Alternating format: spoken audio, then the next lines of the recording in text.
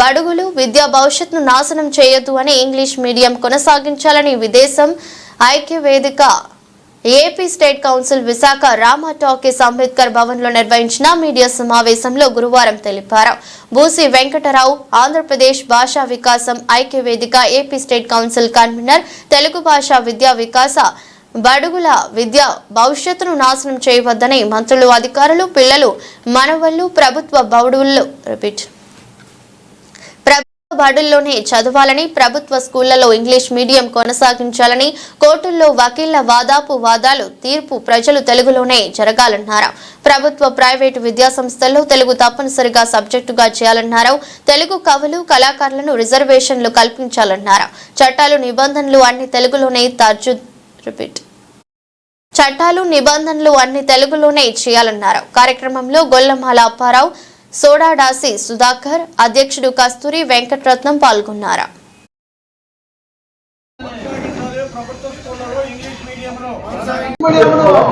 ఇటీవల విజయవాడలో జరిగినటువంటి ప్రపంచ తెలుగు 6వ మహాసభల సందర్భంగా చేసినటువంటి పలు తీర్మానాలలో ఒక తీర్మానం పట్ల మాకు తీవ్రమైనటువంటి అభ్యంతరం ఉంది.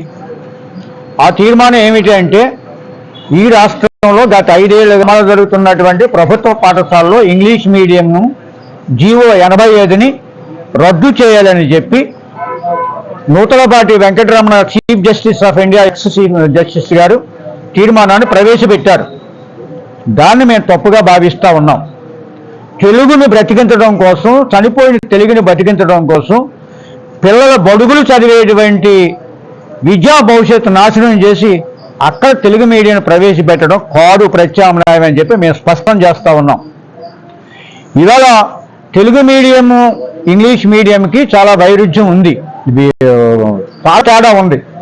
దీంట్లో ఉద్యోగాలకు వెళ్ళేటప్పుడు ఇంగ్లీష్ మీడియం చదివిన పిల్లలు మాత్రమే ఉద్యోగాలు ఎక్కువ పొందగలుగుతూ ఉన్నారని చెప్పి లెక్కలు చెబుతూ ఉన్న నేపథ్యంలో భవిష్యత్తులో బడుగుల పిల్లలకి ఇంగ్లీష్ చదువులు అవసరమని చెప్పి మేము భావిస్తూ ప్రభుత్వం ఈ తెలుగు మహాసభల తీర్మానాలను పట్టించుకోకుండా 85ని రద్దు చేయకుండా ప్రభుత్వ స్కూల్లో ఇంగ్లీష్ మీడియంని కొనసాగించాలని చెప్పి మేము డిమాండ్ చేస్తూ ఉన్నాం.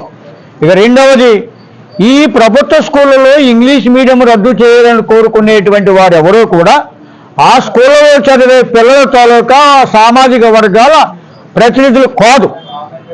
వీరి పిల్లలందరూ అమెరికాలోనూ ఆంగ్ల మాధ్యమాల్లో చదువుతూ ఉన్నారు. వాళ్ళ పిల్లలు ఇంగ్లీష్ మీడియం చదివి అమెరికాలో ఉండాలి, మా పిల్లలేమో వారి దొడ్లో పాలేరులుగా ఉండాలి అనేటువంటి కుట్ర దీంట్లో ఉందని చెప్పి ఆ తీర్మానాన్ని మేము పూర్తిగా వ్యతిరేకిస్తూ ప్రభుత్వం ఇప్పుడు ఉన్నటువంటి ప్రభుత్వ పాఠశాలలో ఇంగ్లీష్ మీడియంని కొనసాగించాల్సిందిగా డిమాండ్ చేస్తూ తెలుగును బతికించడం కోసం ప్రభుత్వంలోని తెలుగులో రావాలి.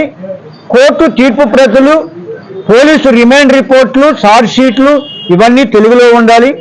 తెలుగులో కవులు, తెలుగు కళాకారులకి ప్రత్యేక ప్రోత్సాహాలు, రిజర్వేషన్లు కల్పించడం ద్వారా తెలుగుని బ్రతికించండి.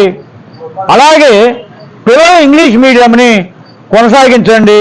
ప్రతి స్కూల్లోనూ తెలుగు సబ్జెక్ట్ని ప్రధాన సబ్జెక్టుగా ఉంచుతూ పీజీ వరకు కూడా తెలుగు సబ్జెక్ట్ ఉండేటట్టు చేస్తే పిల్లలందరికీ తెలుగు వస్తుంది, తెలుగు బతికే ఉంటుందని చెప్పి స్పష్టం చేస్తూ ఉన్నాం.